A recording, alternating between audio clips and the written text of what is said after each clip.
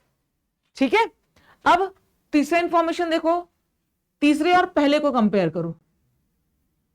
यहां पे क्या है, बी सेम है, बी सेम है, ये क्या हो रहा है, डबल हो रहा है, यानी बी को चेंज नहीं किया और ए को डबल किया, तो रेट ऑफ रिएक्शन क्या हो गया, डबल हो गया। रेट ऑफ रिएक्शन क्या हो गया, डबल हो गया। तो ए को डबल किया तो रेट ऑफ रिएक्शन भी क्या हो गया, डबल हो गया, मतलब ए की पावर 1, ए की पावर 1। तो हमारा रेट एक्सप्रेशन क्या बन गया, rate is equal to K ए की पावर 1 बी की पावर -1, ऑर्डर ऑफ रिएक्शन 0। समझ आ गई क्या बात। तो ये वही चीज है जो हमने पहले किया था, वहां सीधा सीधा लिख के दिया था, ये डबल हुआ तो ये 4 टाइम्स हो गया। यहाँ पर डायरेक्टली ये लिख के नहीं दिया है, आपको कुछ डेटा दिया है, आपको खुद ही देखना है कि क्या डबल हो रहा है, क्या सेम रखा है, क्या चेंज कर रहा है और उसका इफेक्ट क्या पड़ रहा है, उसको इन्फर करना है। तो हमने देखा भाई ये डबल हो रहा है, ये सेम है, तो ऐसा करने पे ये आधा हो रहा है, तो हमने कंक्लूड किया कि p टू द पावर -1। ठीक है, अब लास्ट पार्ट और पूछा, रेट कांस्टेंट की वैल्यू बताओ। रेट कांस्टेंट की वैल्यू क्या होगा भाई, ये हमारे पास एक्सप्रेशन आ गया। अब इसमें ए का कॉन्सेंट्रेशन, बी का कॉन्सेंट्रेशन और रेट के 3 डेटा दिए हैं। कोई भी एक इंफॉर्मेशन आप यूज कर सकते हो, कौन सा यूज करें जिसमें ए और बी दोनों के कॉन्सेंट्रेशन सेम हो, जिससे बेस क्या हो जाए, सेम हो जाए, तो पावर्स पे काम करना आसान हो जाएगा हमारा, है ना। तो पहला वाला इंफॉर्मेशन ले लेंगे, ए का कॉन्सेंट्रेशन दिया है, बी का कॉन्सेंट्रेशन दिया है, इनिशियल रेट भी दिया है, के की वैल्यू मिल जाएगी। ठीक है, करने को तो किसी से भी आ जाएगा, लेकिन वो रखना आपके लिए आसान होगा। क्यों? क्योंकि बेस सेम हो जाएगा तो पावर्स पे काम करना इजी हो जाएगा। ठीक है, एग्जाम में इसी क्वेश्चन को करना है तो क्या करेंगे, आंसर तो आ गया, लिखें कैसे, उनको समझाएं कैसे कि ये कैसे आया। तो कैसे आएगा, अगेन ये हमारा जनरल एक्सप्रेशन, ए पे डिपेंडेंस x और बी पे डिपेंडेंस y, ये हमने लिख दिया। अब ये पहला वाला इंफॉर्मेशन, ये पहला इंफॉर्मेशन था रेट, ये ए का कॉन्सेंट्रेशन, ये बी का कॉन्सेंट्रेशन, ये दूसरे इंफॉर्मेशन का रेट, ए का कॉन्सेंट्रेशन, बी का कॉन्सेंट्रेशन, ये तीसरे इंफॉर्मेशन का रेट, ए का कॉन्सेंट्रेशन और बी का कॉन्सेंट्रेशन। ठीक है, एक बार 2 और 1 को रिलेट करेंगे, एक बार 2 और 3 और 1 को रिलेट करेंगे, है ना, एक बार 2 और 1 को रिलेट करेंगे, एक बार 3 और 1 को रिलेट करेंगे, आपको एक्स और वाई की वैल्यू मिल जाएगी। एक्स और वाई की वैल्यू मिल गई, फिर आप किसी भी एक एक्सप्रेशन में एक्स और वाई की वैल्यू लिख करके के की वैल्यू निकाल लोगे। ठीक है, this is how you to do this paper in your board exams, this question. ठीक है, एक क्वेश्चन और करिए।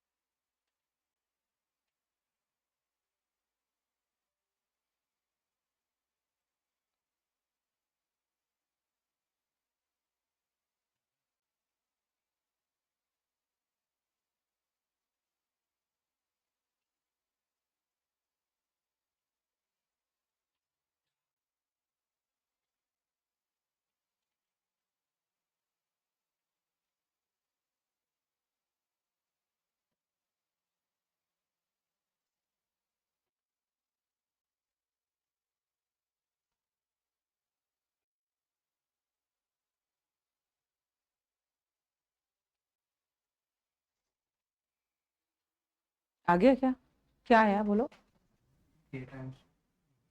ए का क्या पावर है और बी का क्या पावर है, ए का -4 और बी का 2 आया क्या, ए का -4 और बी का 2। चेक करते हैं, ए का सेम है, बी का डबल हुआ, बी का डबल हुआ तो रेट ऑफ रिएक्शन 4 टाइम्स हो गया, तो ये डबल करने पे ये 4 टाइम्स हो रहा है, यानी बी का पावर 2, ये तो हो गया। ठीक है, अब दूसरा इंफॉर्मेशन क्या करें, इसको चेक कर ले, 2 और 3, बी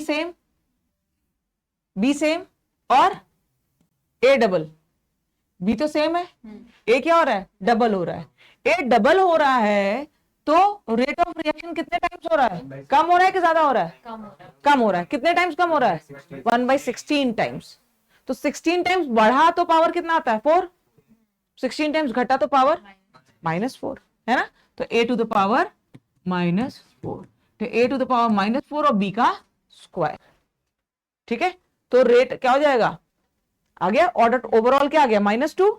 और अब किसी भी एक डेटा में कौन सा वाला डेटा यूज करें, सेकंड वाला डेटा, सेकंड वाले डेटा में यूज करेंगे तो आपको k की वैल्यू मिल जाएगी।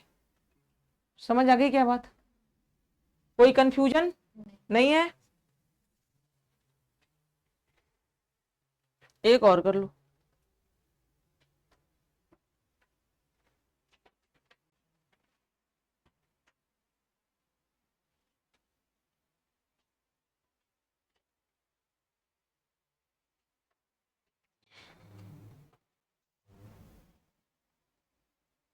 A1 B0,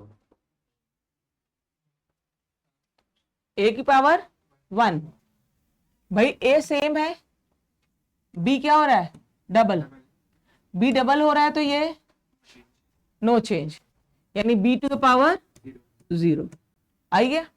अब हमने क्या किया, बी सेम है और ए डबल हो रहा है, ए डबल हो रहा है तो रेट भी डबल हो रहा है, तो ए टू द पावर 1, है ना, तो rate equal to K A raise to power 1 या रेट इक्वल टू के ए, बस, है ना, के ए, बी पे डिपेंड कर ही नहीं रहा है।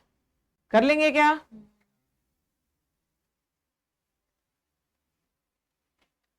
बस आज के लिए इतना ही। नेक्स्ट क्लास में मतलब जनरल बातें हो गई, अब नेक्स्ट क्लास में will doing with order of reaction. तो ऑर्डर ऑफ रिएक्शन में जो मेन आपके सिलेबस में आता है वो क्या आता है? जीरो और फर्स्ट ऑर्डर, है ना। थोड़ी बहुत बात जनरल ऑर्डर की करके, तो ये ऑर्डर ऑफ रिएक्शन और ऑर्डर ऑफ रिएक्शन निकालना कैसे होता है, different methods of getting order of reaction, ये नेक्स्ट क्लास में करेंगे। और इसके नेक्स्ट क्लास में मॉलिक्युलरिटी मैकेनिज्म और आर्गेनिक इक्वेशन, ठीक है।